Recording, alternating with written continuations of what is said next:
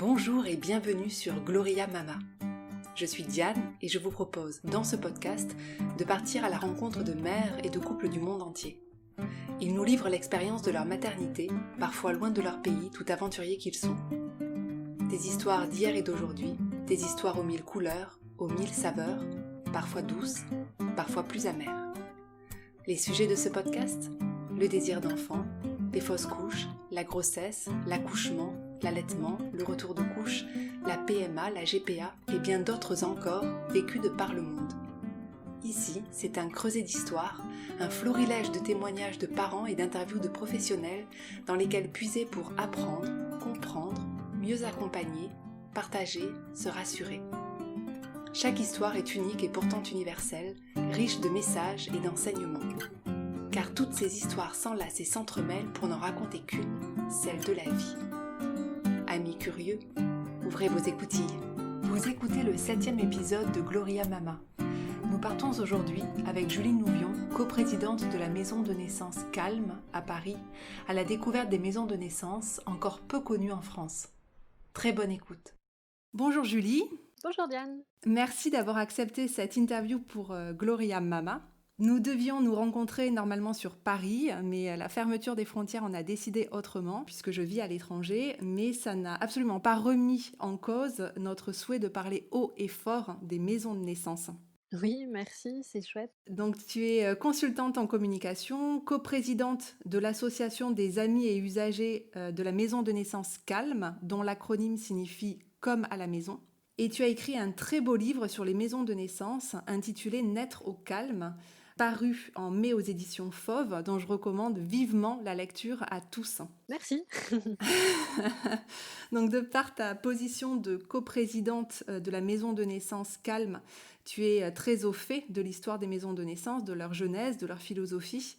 Tu es très engagée également sur leur avenir et tu les connais aussi de l'intérieur puisque tu as toi-même accouché au Calme en 2017 de ton second enfant. Donc n'hésite pas, au-delà des réponses à mes questions en tant que coprésidente du Calme, à partager aussi ton expérience de mère et tes ressentis. Dans un premier temps, en fait, j'aimerais que tu nous expliques ce qu'est une maison de naissance parce qu'on connaît toutes et tous les hôpitaux puisque c'est le lieu de l'accouchement en France. 99% des accouchements se déroulent à l'hôpital en France, mais est apparue il y a quelques années, depuis 2016, une alternative aux hôpitaux qui sont les maisons de naissance. Et donc, est-ce que tu peux nous en parler ? Oui, les maisons de naissance, elles sont apparues au milieu des années 60 dans différents pays, un peu plus tard en France, où il y a eu des ancêtres de nos actuelles maisons de naissance, à partir des années 70, un petit peu dans les années 80-90, mais c'était des initiatives très ponctuelles. Elles se sont développées ces dernières années, on reviendra peut-être sur leur cadre légal après. Une maison de naissance, comme son nom l'indique, c'est un lieu qui accueille des femmes enceintes pour le suivi de grossesse et pour l'accouchement. Ce sont des lieux qui ressemblent davantage au domicile qu'à l'hôpital, d'où leur nom de maison, et qui rentrent dans la catégorie de ce qu'on appelle l'accouchement extra-hospitalier. Donc une maison de naissance est aménagée comme une maison, comme un appartement, et on y est suivi par une sage-femme unique dans le cadre d'un accompagnement global du début à la fin de la grossesse, lors de l'accouchement et également des suites de couches. On parle aussi souvent dans les maisons de naissance d'un accouchement physiologique. Qu'est-ce que ça signifie exactement ? La notion de physiologie, elle est assez importante. En maison de naissance, on peut être suivi dans le cadre d'une grossesse physiologique, c'est-à-dire d'une grossesse qui n'est pas pathologique.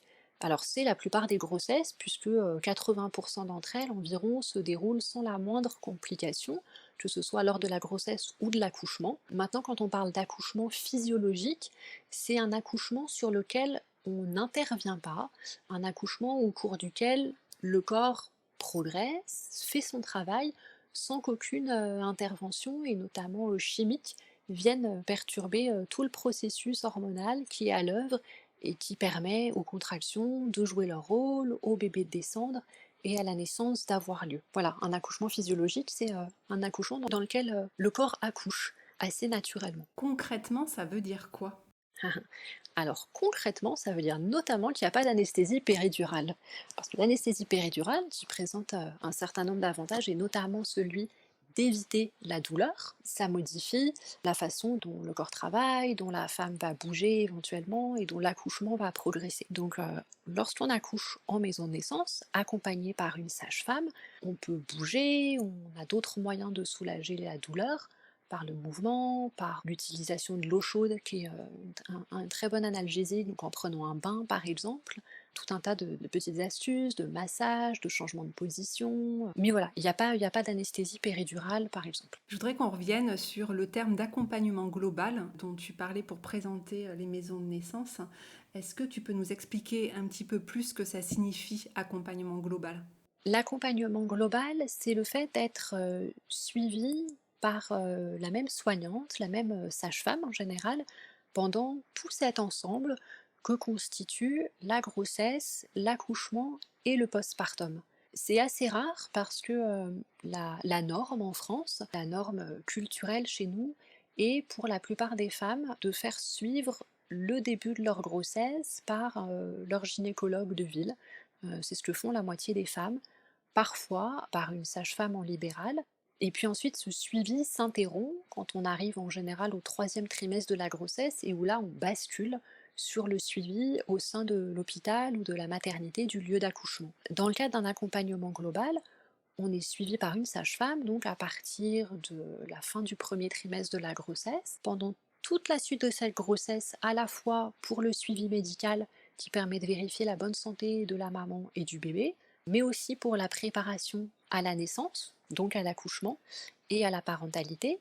Et puis cette soignante est également présente pour accompagner l'accouchement et on la retrouve ensuite pour les suites de couches qu'elle accompagne de très près les premiers jours, notamment en se rendant au domicile de la jeune maman pour vérifier qu'elle se porte bien, ainsi que son bébé, puis on la revoit ensuite de façon un peu plus espacée, jusqu'à environ 2 mois postpartum, le moment où le suivi s'interrompt, se termine. Ça me paraît vraiment très important à souligner cette caractéristique-là parce que c'est vraiment unique et le fait d'avoir quelqu'un qui vous suit pendant votre grossesse, votre accouchement et votre postpartum a vraiment le temps de vous connaître. Il manque pas une pièce du puzzle parce que souvent notre sage-femme elle n'est pas forcément là lors de notre accouchement. Être là pendant notre accouchement, ça permet aussi de mieux nous guider et de mieux nous comprendre pendant notre postpartum. Donc c'est vraiment une caractéristique très importante des maisons de naissance qui est, je trouve personnellement, absolument géniale.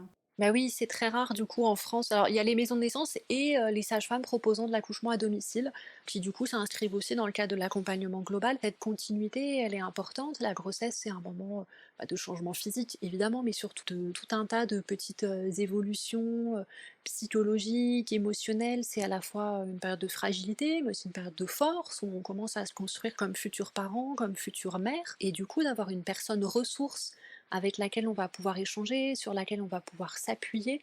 Je pense que c'est vraiment très important pour l'après, parce que le postpartum est un moment loin d'être évident. On en parle beaucoup ces derniers temps et c'est une bonne chose, je crois, que ça émerge comme problématique. Et donc de retrouver quelqu'un qui nous a connus lors de ces différents moments, c'est effectivement assez essentiel, et notamment le jour de l'accouchement, de ne pas se trouver face à une équipe qu'on n'a jamais vue avant. Un accouchement, c'est quand même extrêmement intime, c'est pas évident comme traversée, et donc d'avoir en face de soi quelqu'un qu'on connaît et aussi quelqu'un qui nous connaît. Je pense que du côté de la sage-femme aussi, c'est important d'avoir pu tisser une relation avec cette femme-là, de connaître éventuellement les peurs qu'elle va avoir par rapport à l'accouchement, ses appréhensions, mais aussi ses forces, de pouvoir lui rappeler ce sur quoi elle avait envisagé de s'appuyer. Enfin, du coup, on a vraiment une équipe gagnante parce qu'elle se connaît et pas juste de personnes qui se retrouvent en face à un moment tout sauf anodin. Ouais. Est-ce qu'il y a des contre-indications pour ne pas pouvoir accoucher en maison de naissance? Oui, tout à fait. On parlait de grossesse physiologique et c'est vrai qu'il y a un certain nombre de grossesses qui ne sont pas dans la physiologie ou en tout cas qui nécessitent une surveillance particulière. Alors il y a bien sûr les grossesses multiples. À partir du moment où on attend des jumeaux, il faut accoucher en maternité, à l'hôpital, parce que ce sont des accouchements qui peuvent être un peu plus compliqués. Il y a le cas de certaines pathologies du côté de la maman, par exemple, comme un diabète gestationnel, qui donc apparaît en cours de grossesse. Côté bébé, certains retards de croissance in utero peuvent nécessiter par précaution un accouchement à l'hôpital et plus spécifiquement dans un hôpital équipé, si besoin, d'un service de néonatologie. Et puis il y a quelques cas qui ne sont pas des pathologies, mais qui ne permettent pas l'accouchement accompagné seulement par une sage-femme. Je pense par exemple à l'accouchement d'un bébé qui se présente en siège, dans le cas où une intervention serait rendue nécessaire. Tout à l'heure, tu nous parlais de l'ambiance, de l'état d'esprit de la maison de naissance. Est-ce que tu peux nous décrire un peu plus une maison de naissance? À quoi ça ressemble exactement? Une maison de naissance, pour schématiser, ça ne ressemble pas du tout à un hôpital et ça ressemble beaucoup à un domicile. Parce que l'idée, c'est vraiment de s'y sentir chez soi lorsqu'on y vient pour les consultations et lorsqu'on y est au moment de couchement. Alors les maisons de naissance, en général, elles ont tout un espace convivial, une salle de vie, un salon, une cuisine qui permettent des rencontres, qui permettent aux usagers, aux personnes qui viennent en consultation, de pouvoir échanger, de pouvoir se réunir lors de petites rencontres, soit informelles, soit organisées, comme des ateliers, des échanges divers. C'est aussi un endroit où on peut croiser l'équipe de sages-femmes qui parfois y déjeune, y prend un thé. Donc il y a cet aspect convivialité qui est assez important. Ensuite, il y a des cabinets de consultation qui sont généralement aménagés de façon assez chaleureuse. C'est un lit simple plus qu'une table d'examen, des couleurs chaudes. Et puis dans les salles de naissance, là ça ressemble davantage à une chambre, comme on l'a chez soi. Il y a un grand lit qui permet d'accueillir la naissance éventuellement, même si c'est assez rare, mais en tout cas après les premières heures de la maman et de son bébé, éventuellement une nuit pour le couple si la naissance a eu lieu dans la soirée ou pendant la nuit et que du coup tout le monde reste dormir. Il y a une grande baignoire quasiment systématiquement qui permet de soulager très efficacement les contractions douloureuses. Et puis il y a différents accessoires qui vont permettre de soutenir la femme en travail et de lui offrir des possibilités de mouvement. Je pense par exemple à des gros ballons qui permettent de bouger le bassin et donc de faciliter la descente du bébé, à ce qu'on appelle des lianes de suspension qui ressemblent à une grande écharpe de portage qui serait attachée et qui permet quand on est en position debout, parce que ça facilite là aussi la descente du bébé, de pouvoir supporter un petit peu son poids sur cet objet. Ce sont des pièces assez vastes dans lesquelles on peut marcher, déambuler un petit peu, l'idée étant vraiment de s'y sentir bien, aussi bien que si on était à son domicile. Est-ce que tu peux nous dire un mot sur les sages-femmes en maison de naissance et leur rôle? Alors, les sages-femmes en maison de naissance, c'est à la fois des sages-femmes comme les autres, et puis malgré tout, elles ont quelques spécificités. Notamment, je crois qu'il faut avoir une vocation bien chevillée au corps pour exercer comme ça, parce que ça demande une grande disponibilité, contrairement à l'hôpital où, dans le cadre d'un travail salarié assez classique, avec des périodes de travail d'une douzaine d'heures et de repos qui s'enchaînent, là, elles sont assez souvent d'astreinte pour pouvoir tout simplement être disponibles pour la femme qui va accoucher, parce qu'on ne peut pas prévoir le moment d'accouchement. Elles sont généralement très impliquées dans ce qu'elles font. Moi, je trouve que c'est des professionnelles absolument merveilleuses. Déjà, sage-femme, c'est pas un métier anodin, mais toutes celles que j'ai rencontrées sont des passionnées de la grossesse, de la naissance bien évidemment, et de cette capacité qu'elles ont à travers l'accompagnement global qu'elles offrent à vraiment accompagner, aider des femmes à vivre cette grossesse au mieux, à vivre des beaux accouchements et puis à entrer dans la parentalité en étant outillée le mieux possible, parce que l'échange, les discussions, tout ce cheminement aura vraiment permis d'entrer dans de bonnes conditions dans la maternité. On sait qu'un accouchement qui se passe bien, c'est quand même un bon gage pour la suite. Donc voilà, les sages-femmes de maison de naissance, elles jouent un rôle très important là-dedans.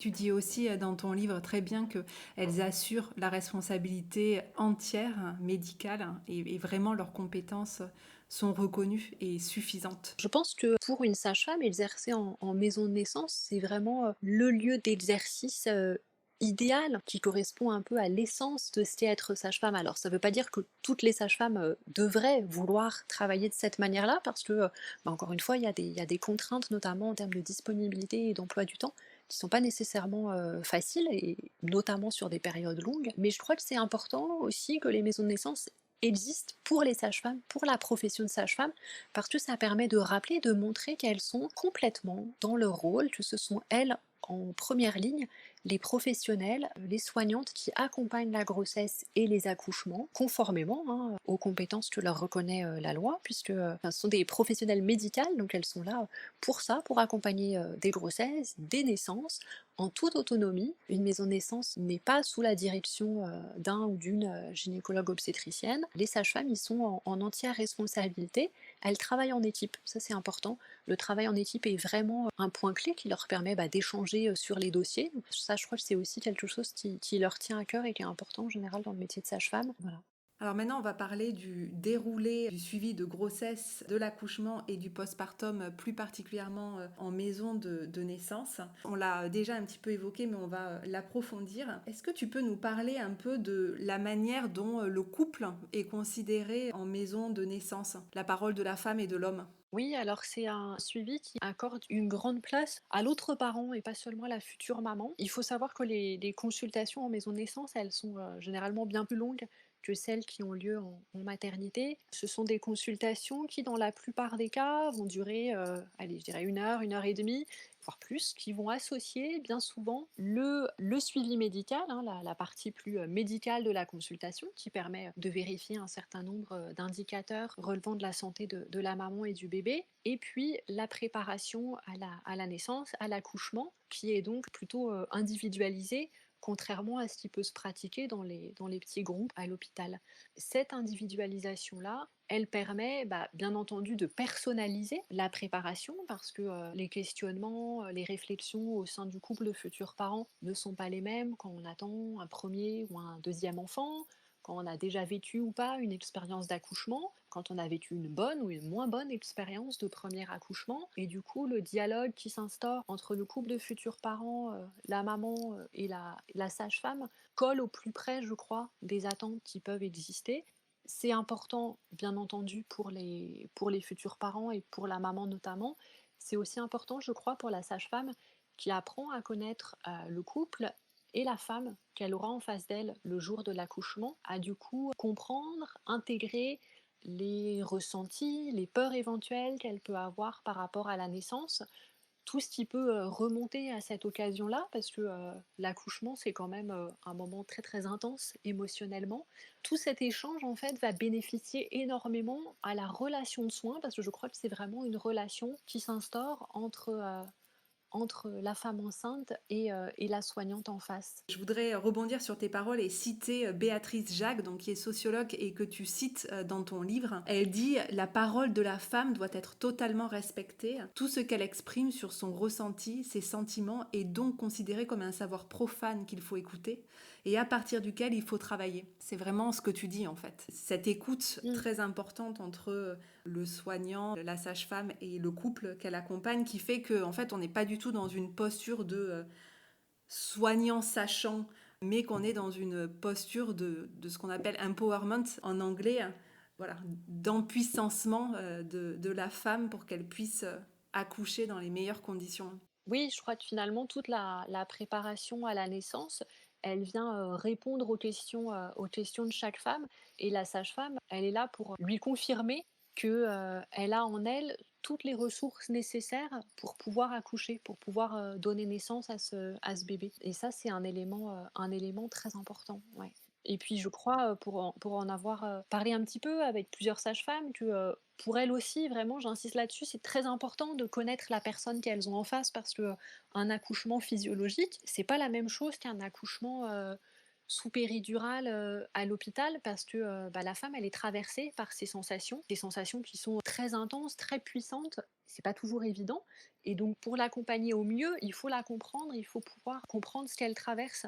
Et on le sait parce que les sages-femmes l'expliquent que parfois un travail qui progresse mal à un certain moment, c'est aussi peut-être une femme qui a besoin d'être accompagnée, d'être rassurée sur sa capacité à vraiment donner naissance à ce bébé, qui a besoin d'être rassurée par rapport à tout ce qui se joue au moment de l'accouchement. On passe d'une femme enceinte à une maman avec un bébé qui est là. Et toutes ces séances de préparation, d'échange, de discussion, elles vont permettre de mettre des mots sur des appréhensions éventuelles. Et ça, ce sera très bénéfique vraiment au moment de la naissance. Concrètement, admettons, voilà, je suis suivie en maison de naissance, je sens que j'ai des contractions régulières.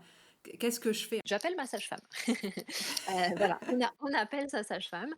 On a, au cours des séances de préparation, bien entendu, beaucoup parlé de ce fameux moment où ça y est, l'accouchement, se lance, va avoir lieu pour, anticiper un petit peu la manière dont on va le vivre. Souvent, avant d'appeler sa sage-femme, il y a quand même eu un temps déjà passé à la maison de premières contractions qui permettent de vérifier que c'est vraiment l'accouchement qui se lance, et pas un travail préparatoire. Et puis l'appel à la sage-femme, il est important parce que, en général, au son de la voix de la maman, à la manière dont elle est, capable de respirer ou pas, dont elle s'interrompt pendant les contractions parce qu'elle est tout entière à sa contraction. Ben, la sage-femme, elle sait si, il faut qu'elle reste un petit peu plus à la maison parce qu'il y en a encore pour des heures ou si au contraire, il est temps de venir à la maison de naissance parce que l'accouchement, progresse et qu'il est mieux d'être sur place. Donc ça se décide à 2 et puis, on rejoint la maison de naissance pour, le vif de l'accouchement. Donc on arrive à la maison de naissance, on retrouve sa sage-femme. Par rapport à toi, ce que tu as vécu, comment est-ce que ça s'est passé, hein? Des accouchements, il y en a des milliers de possibles, enfin chaque accouchement est unique, mais en gros quand on arrive à la maison de naissance, on s'installe, donc on s'installe, un peu comme chez soi. Très souvent, on a amené ses draps, on a amené des objets avec lesquels on a envie d'être pour ce moment. Il y a des femmes qui amènent une bouillotte, un plaid, un oreiller qu'elles ont envie d'avoir, et puis en fait, on vit cet accouchement, c'est-à-dire que les contractions se rapprochent, elles s'intensifient. Très souvent, près de 2 tiers des femmes, je crois, prennent un bain. Parce que l'eau chaude, c'est un très bon anesthésiant.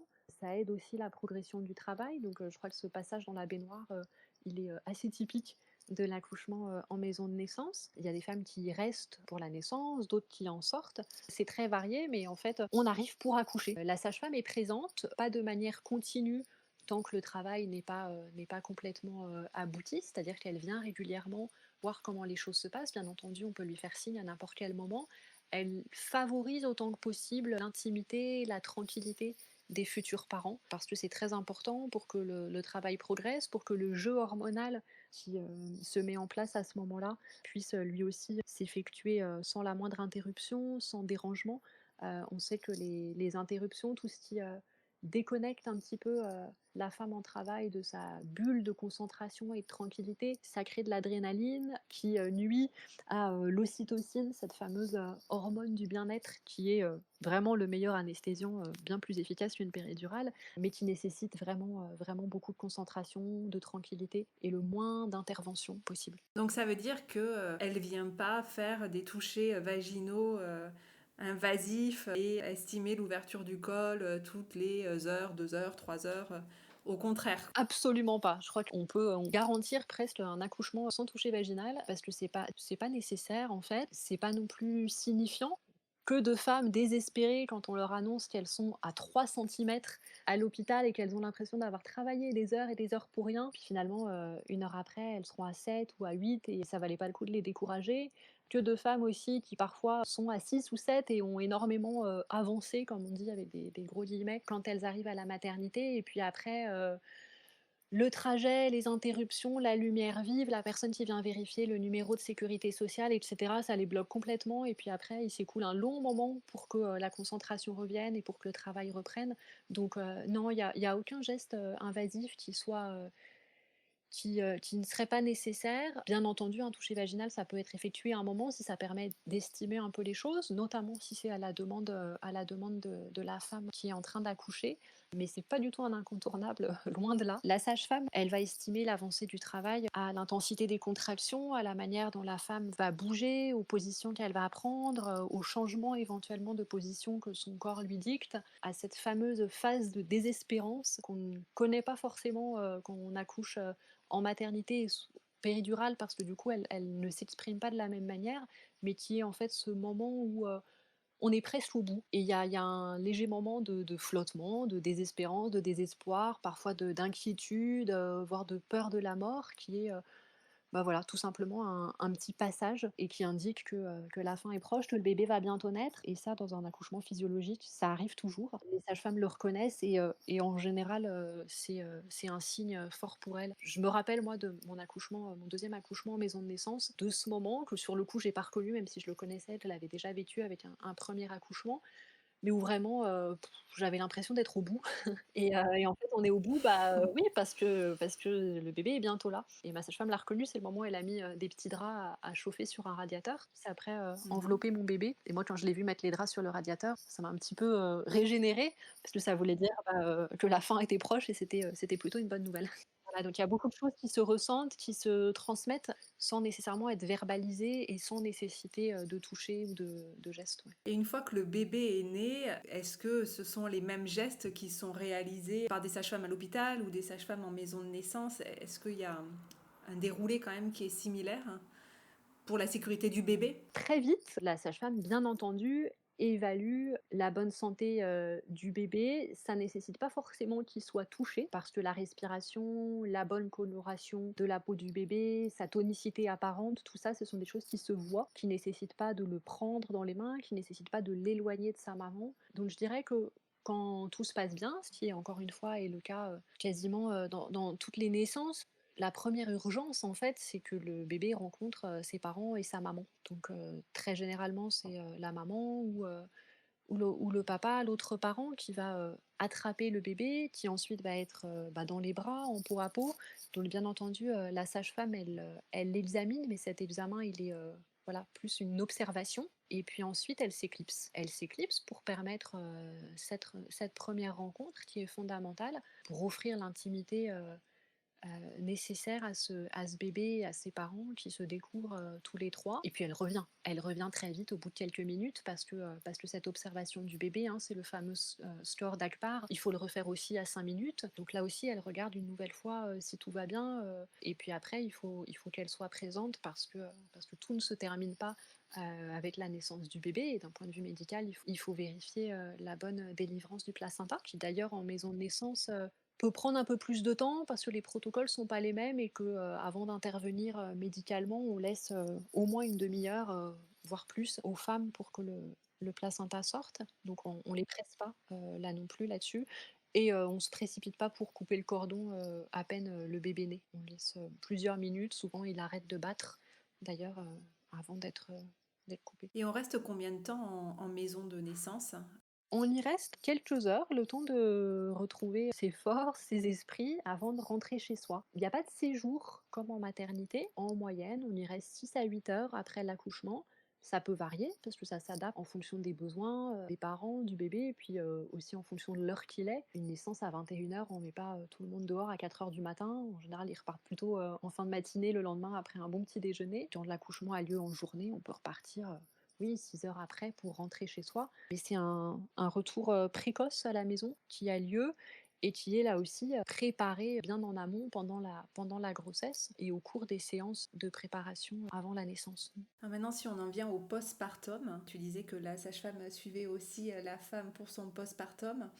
Comment est-ce que ça se passe? Alors effectivement, comme il n'y a pas de séjour en maternité, il faut quand même suivre de près la jeune maman et son bébé, notamment les tout premiers jours après la naissance. En général, la sage-femme vient à domicile à J+1, donc le lendemain, J+3, J+5. Ça peut différer un petit peu selon les maisons de naissance, mais en tout cas, elle vient, c'est elle qui se déplace au domicile les premiers jours à plusieurs reprises pour vérifier que tout va bien, pour aider, à la mise en place de l'allaitement, pour surveiller la prise de poids du bébé, un certain nombre d'éléments, pour la maman également. Donc ça, c'est le postpartum immédiat. Elle est aussi joignable par téléphone pour répondre à des questions parce que, très fréquemment, au cours des premiers jours, il peut y avoir des petites questions, éventuellement des petites inquiétudes par rapport à un bébé, qui a tété plus ou moins, par rapport à des petites difficultés d'allaitement notamment, donc voilà, elle est joignable. Elle vient plus que ces 3 ou 4 visites si c'est nécessaire, bien entendu. Et puis après, il y a un suivi, là, qui s'effectue au sein de la maison de naissance avec 2 consultations postnatales, maman-bébé, qui ont lieu généralement, pour la première 10-15 jours après la naissance et puis pour la seconde qui vient clore le suivi plutôt 6 à 8 semaines après. Du coup, c'est quand même un modèle qui est très pertinent en cas de crise sanitaire, comme on vient de vivre. Est-ce que ça a changé quelque chose pour les femmes qui ont accouché sous cette crise de coronavirus?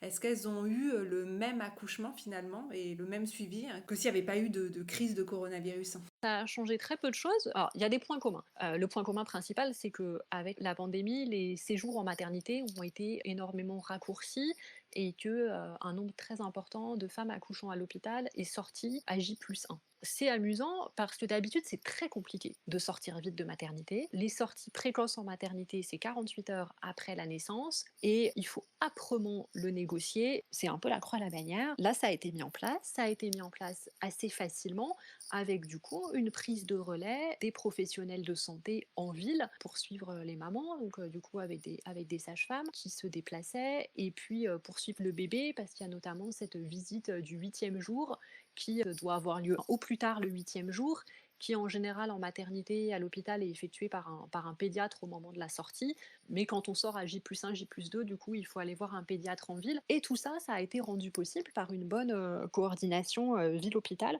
ce qui est une très bonne nouvelle, je crois, pour la suite, parce que ça va peut-être permettre d'introduire un peu de souplesse pour les souhaits de retour rapide à la maison des femmes accouchant en maternité. Et donc, pour en revenir aux maisons de naissance, eh bien, nos sorties très rapides ont eu lieu comme d'habitude, avec certainement beaucoup plus de sérénité, parce que là, ça fait complètement partie du projet de l'accouchement en maison de naissance, et donc c'était bah, largement anticipé. Les conjoints ont bien entendu été présents lors de l'accouchement, comme c'est le cas habituellement, comme c'était recommandé d'ailleurs par un certain nombre d'instances pour les maternités, même si malheureusement on se rend compte que dans un certain nombre de cas ça n'a pas été rendu possible. Donc non, les circonstances d'accouchement et de suivi après ont été peu impactées, parce que voilà, finalement, l'accouchement en maison de naissance, c'est un peu du circuit court, c'est-à-dire qu'il y a peu d'intervenants, il y a la proximité est très, très importante, donc rien n'a changé de ce point de vue-là. Donc c'est vraiment un modèle extrêmement pertinent en cas de crise sanitaire, c'est quand même bon à savoir, hein. Oui, le fait que chaque sage-femme n'accompagne qu'un accouchement à la fois, parce qu'on l'a peu évoqué, mais c'est aussi le une femme, une sage-femme, c'est-à-dire que en tant que femme, en tant que future maman, je suis accompagnée par une sage-femme pendant ma grossesse, au moment de mon accouchement et après. De l'autre côté, la sage-femme, bon, bah, bien évidemment, elle a plusieurs patientes, plusieurs soignées plutôt en face d'elle, mais au moment de l'accouchement, elle n'accompagne qu'un seul accouchement à la fois. Ça veut dire qu'elle limite raisonnablement le nombre de suivis qu'elle effectue chaque mois pour pas avoir des télescopages de naissance. C'est aussi pour ça que, bien entendu, les sages-femmes peuvent être amenées à fonctionner en binôme, parce que si le hasard fait que deux naissances ont lieu en même temps, une sage-femme ne peut pas en accompagner deux, mais elle est tout entière à l'accouchement qui est en train de se dérouler. Donc, bah, il y a pas d'inquiétude de croisement, de germes, de se changer en passant d'une salle d'accouchement à une autre.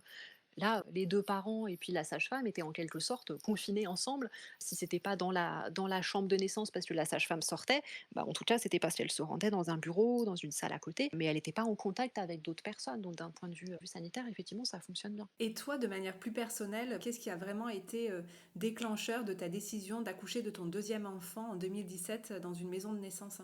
Alors, en fait, je connaissais déjà les maisons de naissance et j'étais, un peu amoureuse de ce modèle-là. J'ai un premier enfant qui est né, alors les maisons de naissance n'existaient pas, mais qui est né, en maternité, la maternité des Bluets à Paris, qui est encore assez emblématique pour, les possibilités, d'accouchement éventuellement physiologique, mais en tout cas le moins médicalisé possible. Donc j'avais déjà expérimenté un accouchement sans péridurale, qui s'est très bien passé. Et je dirais que j'avais envie d'aller un cran plus loin et de pouvoir bénéficier de ce qui m'apparaissait comme une solution absolument formidable. J'avais envie de goûter l'accompagnement global que j'avais pas expérimenté la première fois, et je dirais de plonger un peu plus loin dans ce que je trouve moi être une expérience absolument fabuleuse, l'accouchement, parce que c'est, je crois, parmi les choses, les plus intenses, les plus, puissantes, d'une vie, et que moi, c'est quelque chose qui me fascine. Quand on voit la France par rapport à l'étranger, en tout cas le développement des maisons de naissance par rapport à l'étranger, on peut quand même dire qu'on a 40 ans de retard par rapport à nos voisins. Aux US, les premières maisons de naissance datent des années 70, 1975 pour l'Allemagne, 1987 pour la Grande-Bretagne, la Belgique, l'Australie, Suède, Pays-Bas. Il y a quand même un grand nombre de maisons de naissance. Donc aux États-Unis, on est à 345, 169 en Grande-Bretagne, 16 au Québec, 25 en Suisse, 23 aux Pays-Bas. Comment est-ce que nous, la France, ça se fait qu'on a ouvert nos 8 maisons de naissance, 6 en métropole, 2 en outre-mer, que en 2016, et que de 2016 à 2020, on est dans le cadre d'une expérimentation? C'est une situation assez particulière en France. Je crois qu'en matière médicale et surtout en matière de périnatalité, on est effectivement loin d'être, le pays des lumières. En fait, je crois qu'il y a plusieurs aspects, aussi bien culturels que structurels, qui expliquent ça. D'un point de vue vraiment structurel, on a un système de santé qui est très centralisé et qui manque d'une gradation des soins. Ça, c'est certain et ça se voit beaucoup, en obstétrique. Et alors ça touche aussi un peu au culturel, c'est-à-dire qu'il y a un vrai attachement franco-français à la médicalisation de la naissance parce que l'accouchement est considéré comme dangereux et on a vraiment du mal à sortir de cette conception-là. Ça explique notre retard et il est temps qu'on rattrape ce retard parce qu'il y a une vraie attente pour l'accouchement extra-hospitalier en maison de naissance, mais aussi à domicile. On a commandé un sondage l'année dernière qui nous a permis de vérifier cette attente. Il y a près de 20% des femmes qui expriment un intérêt certain pour les maisons de naissance parce qu'elles offrent un accompagnement global, parce qu'elles peuvent permettre de choisir un accouchement qui est pas proposé en maternité, parce que le modèle hospitalier et sa manière de fonctionner permet pas réellement l'accouchement physiologique qui nécessite un vrai accompagnement humain à la place de l'accompagnement et du soulagement technique ou chimique. Puis il y a une vraie attente. Et qu'est-ce qu'on peut dire à ces futurs parents sur la sécurité des maisons de naissance? Parce que tu disais qu'effectivement, on avait du retard parce que l'accouchement en France est considéré comme quelque chose de a priori dangereux, avec un risque en tout cas. Est-ce que tu peux nous parler de la sécurité dans ces maisons de naissance? Est-ce qu'elle est aussi bonne que dans des hôpitaux de niveau 1, 2, 3? Oui, bah, je crois que c'est vraiment un changement de paradigme qui va être assez long, mais on le disait tout à l'heure, il y a 80% des grossesses qui se déroulent très bien, sans aucune complication, et les 20% autres qui sortent du physiologique, ça peut être des tonnes de choses, mais qui nécessitent une surveillance médicale, pas nécessairement des interventions lourdes.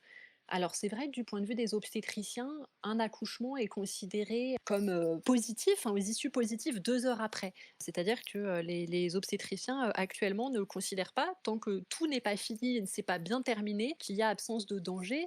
C'est une vision un peu particulière parce que il y a quand même des garde-fous, des indicateurs tout au long de la grossesse et tout au long d'un accouchement qui permettent de vérifier qui progresse bien et que ça va bien. Un accouchement dans une maternité de niveau 1 n'est pas plus dangereux qu'un accouchement dans une maternité de niveau 3 et les femmes qui choisissent d'accoucher dans une maternité de niveau 1 ne sont pas des inconscientes et d'ailleurs on ne leur dit pas. Donc exactement de la même manière, les femmes qui accouchent en maison de naissance ne font pas un choix qui serait moins sécure que celui d'accoucher à l'hôpital, elles font seulement le choix d'une approche différente. La sage-femme, c'est une professionnelle de santé qui a 5 ans d'études. C'est une garante en quelque sorte de la physiologie, du bon déroulé de l'accouchement.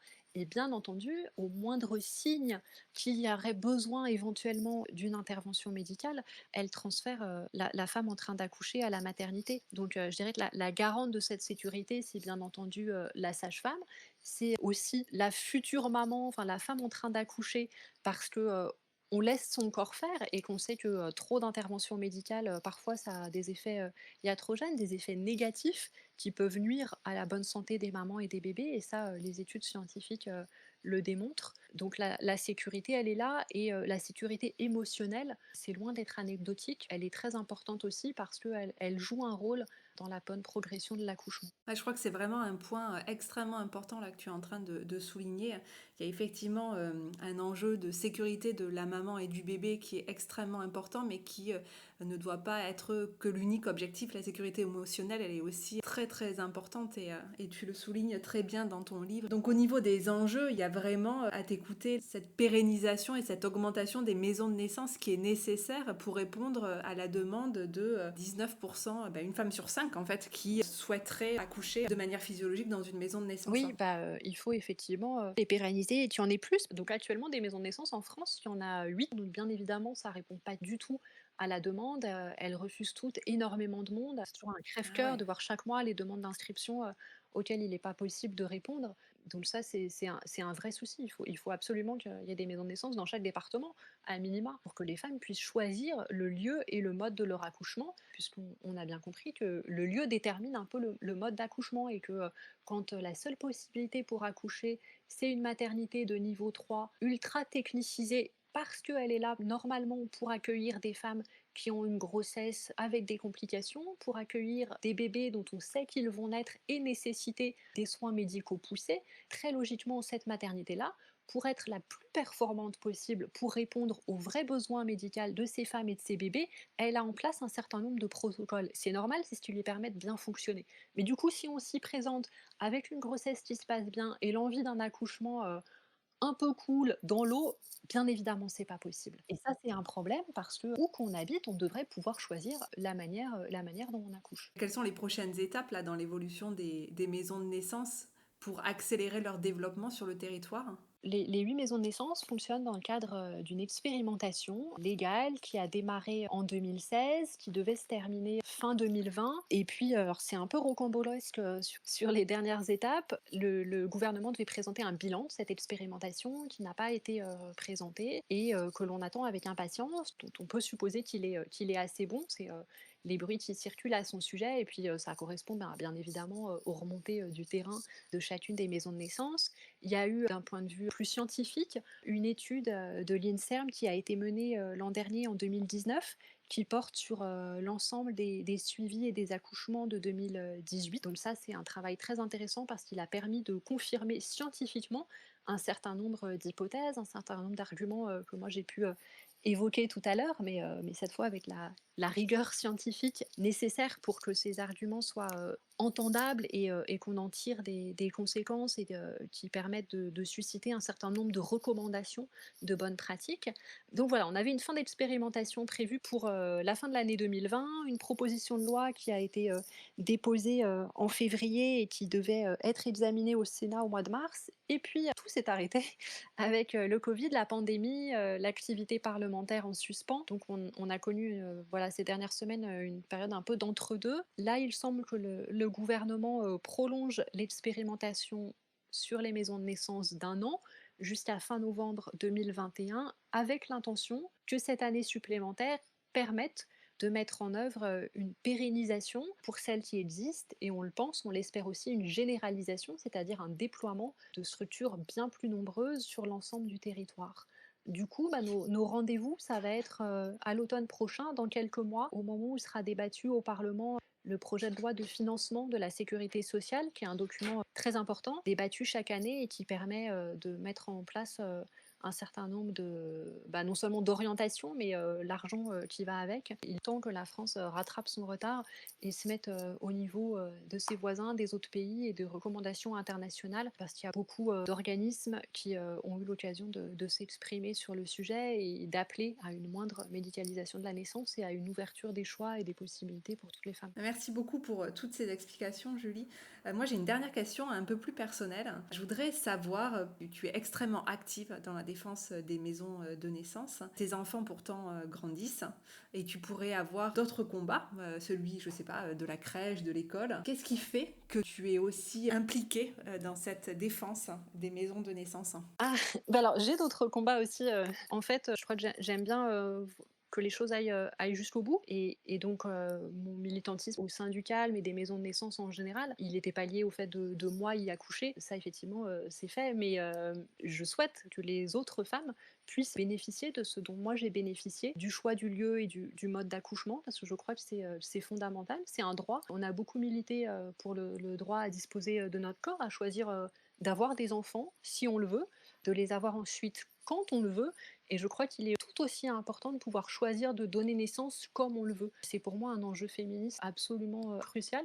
J'arrêterai pas de militer tant que ça ne sera pas résolu. Je souhaite vraiment que l'accouchement extra-hospitalier en France, il soit rendu possible et rendu possible à toutes. C'est ce qui fait que je soutiens aussi l'accouchement à domicile, même si je ne suis pas engagée concrètement sur le sujet, mais ce sont des combats qui demeurent assez proches. En France, on va finir par y arriver. Dans quelques temps, on aura une belle victoire et on pourra se réjouir et raconter à nos enfants, à nos petits-enfants et notamment à nos filles et à nos petites-filles qu'on a participé à ce magnifique combat-là d'humaniser encore plus la naissance en France. Merci beaucoup de mener ce combat pour toutes les femmes. Je rappelle que tu as écrit un très joli livre livre qui s'appelle Naître au calme, qui est publié aux éditions Fauve. On peut le trouver bien sûr en librairie, mais également sur les plateformes de vente en ligne, mais aussi sur le site internet naîtreaucalme.fr. C'est vraiment une mine d'informations concernant la genèse des maisons de naissance, mais aussi leur philosophie, leur fonctionnement. Et je recommande vivement cette lecture à tous les futurs parents et à tous ceux également qui se questionnent sur leur grossesse et leur accouchement. C'est une vraie belle alternative à l'hôpital qui garantit non seulement la sécurité de la maman et du bébé, mais aussi la sécurité émotionnelle, et tu l'as bien souligné. Merci beaucoup, Julie. Merci infiniment. Merci beaucoup, Diane, de défendre les maisons de naissance et puis de m'avoir offert cet espace pour en parler. Merci, à bientôt. À bientôt. Si vous avez aimé cet épisode ou que vous pensez qu'il peut être utile à d'autres, n'hésitez pas à le partager, à mettre 5 étoiles sur iTunes et un commentaire. Cela permet à d'autres de le découvrir et cela m'aide beaucoup. Vous pouvez également me suivre sur Instagram ou Facebook sous l'identifiant gloriamama.diane. Pour le prochain épisode, on change complètement de sujet puisqu'il sera consacré au deuil périnatal et néonatal. Pour parler de ce sujet, nous serons avec la vice-présidente de l'association Agapa, Christine Krauter, dont l'objectif est d'offrir à tous la possibilité de parler et d'être écoutés après une grossesse qui n'a pas été menée à son terme. À très vite sur Gloria Mama.